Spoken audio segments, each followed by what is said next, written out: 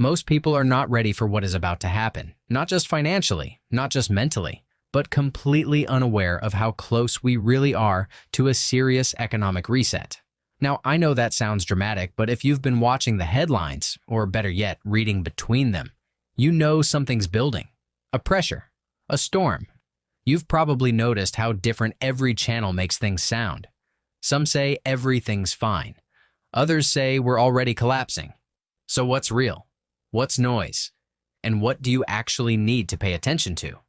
That's the question almost no one is asking. And that's why most people will get blindsided. Here's what I can tell you. The conversation's happening right now at the very top, in Washington, on Wall Street, and inside JPMorgan, are not normal. They're not routine. They're signaling that we are heading into something most Americans aren't remotely prepared for. One of the most powerful voices in finance, Jaime Diamond, chairman and CEO of JPMorgan Chase & Company, has been dropping warnings that should not be ignored. And when you add the latest moves from Donald Trump into the mix, the picture gets even more complicated. Together, they're shaping a storm that could hit the economy in ways we haven't seen in decades. But here's the problem.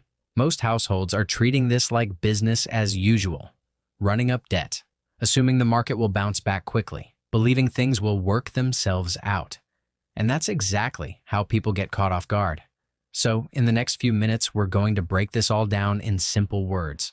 We're going to look at what Jaime Diamond is saying, why it matters, and what you can do right now to protect your future.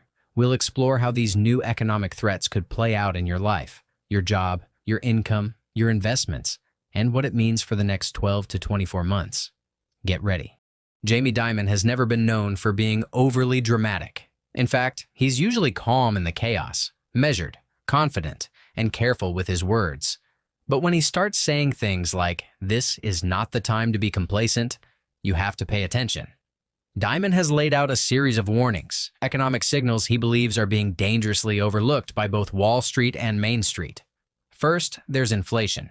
While the official numbers have cooled from their peaks in 2022, Diamond warns it may not be as under control as it seems. New tariffs are raising costs across key industries. These aren't theoretical impacts, they're real, and they're showing up in prices for cars, electronics, and consumer goods. Diamond believes this pressure could keep inflation above the Fed's 2% target for longer than expected, especially if global tensions remain high. And when prices keep rising, it doesn't just affect your grocery bill. It eats into corporate profits.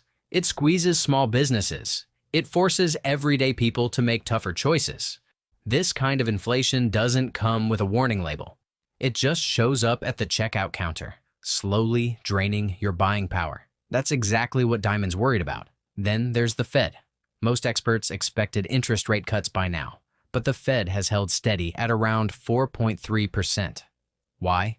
Because they're stuck between high inflation and a slowing economy. Diamond has called this situation fragile and dangerous, warning that any misstep could tip the balance, either reigniting inflation or crushing growth. He's also drawing attention to a growing concern in the financial system: private credit. Diamond warned that private credit could become a recipe for a financial crisis if not handled carefully, suggesting there may be problems here, and striking a tone of caution not heard lightly from the head of America's largest bank. What he's talking about are loans being made outside of traditional banks, unregulated, untracked, and often leveraged. In times of stress, those could unravel fast. And then there's geopolitics. Diamond pointed to the wars in Ukraine and the Middle East, tensions with China, and growing unpredictability in global trade. These aren't just foreign policy headlines. They feed directly into the economic uncertainty that makes investors hesitate and businesses slow down. Even corporate America, which has enjoyed a decade of relative ease, is tightening. CEOs are being more cautious. Capital spending is slowing. Lending standards are tightening. Diamond sees all of this as interconnected and potentially explosive. This is what he means by storm clouds. It's not just one thing. It's the convergence of multiple threats, each with the power to disrupt. He is not saying this to scare you. He's saying it to wake people up, to remind us that smooth markets and steady growth aren't guaranteed, that the world's most powerful financial systems aren't invincible. But let's be honest, most people aren't listening. Most people are busy trying to keep up with their bills, their jobs, their families, and that's exactly why these warnings matter now more than ever. Because if you wait until the clouds are overhead to take shelter, it's already too late. When people hear the phrase economic warning, they often picture some far-off future, something hypothetical, something that might happen years from now if things go really wrong. But that's not the kind of warning Jaime Diamond is giving. He's talking about what could go wrong right now. Let's walk through what happens if these storm clouds turn into a full-blown storm. Start with inflation. If the new tariffs coming out of Washington continue to push up prices, and so far they are, then the cost of living will rise again. It won't be dramatic at first, but it'll be persistent. Groceries, gas, appliances, everything is creeping up again. And with inflation still sitting above 2.5%, that means the Fed can't cut rates anytime soon. So we're stuck with high borrowing costs. For consumers, that means higher interest on credit cards, mortgages, car loans. For businesses, it means borrowing to expand becomes harder and more expensive. This slows growth. Companies delay hiring. Some begin trimming their workforce just to stay profitable. And that's where the dominoes fall. With fewer jobs, consumer spending drops. With less spending, companies earn less. With lower earnings, stock prices fall. Investors panic. Retirement accounts shrink. Confidence dries up. And just like that, we're in a recession.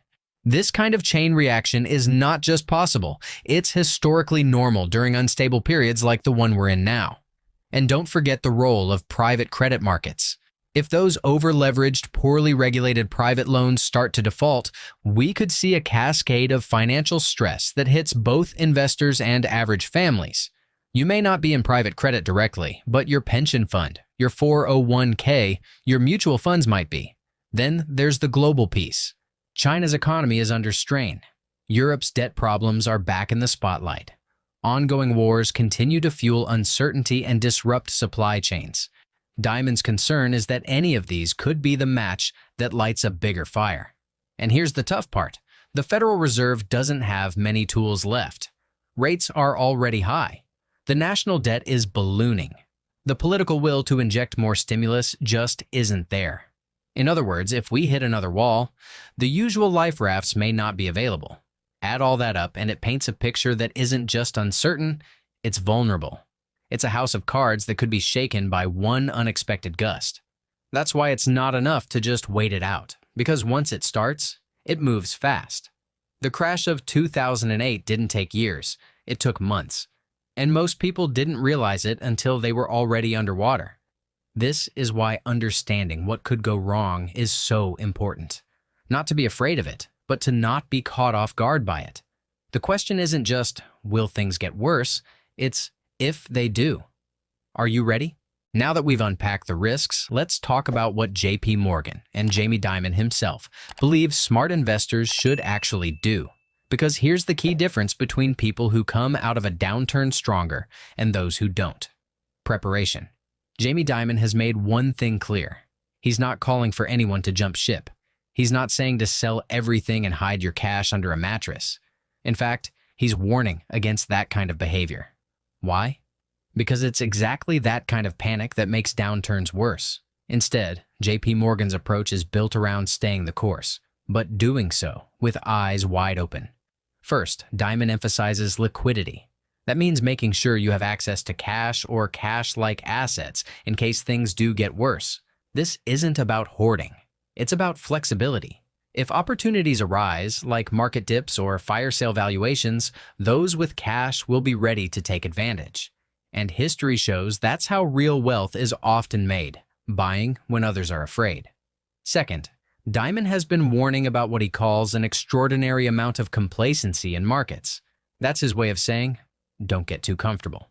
If you're holding speculative stocks that you don't fully understand, or crypto that's been on a wild roller coaster, now might be the time to rethink those allocations. Third, JPMorgan recommends sticking to quality. Large cap companies with strong balance sheets, reliable earnings, and global reach. Low-cost ETFs that track major indexes like the S&P 500 or the total U.S. stock market.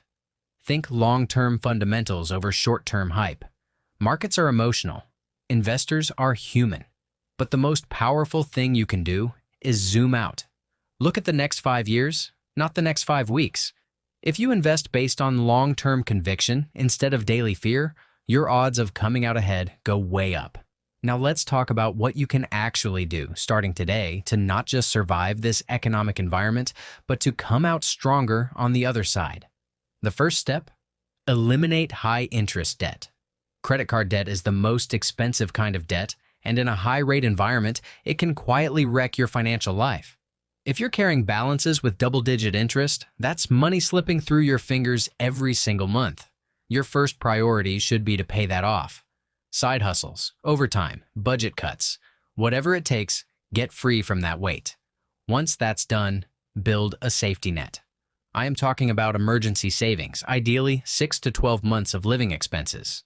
Not in the stock market, not in crypto. Just in a boring, high-yield savings account. Why?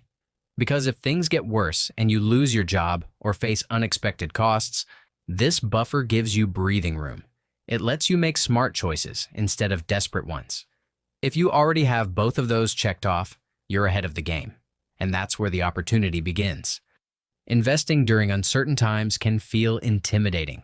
But historically, the people who invest when the outlook is bleak are the ones who build real wealth.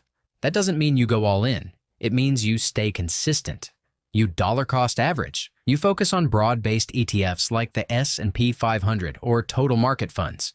You avoid chasing hype or picking winners. You stick to the plan. You also stay diversified. That includes your job, your income streams, your investments. Don't rely on one single point of failure. Multiple streams of income, even small ones, can help keep you afloat if things get rocky. And finally, stay informed, not obsessed. Watch credible voices. Read balanced sources. And most importantly, don't let the noise dictate your decisions. The market might be unpredictable, but your actions don't have to be. Trump's adding trillions to the national debt.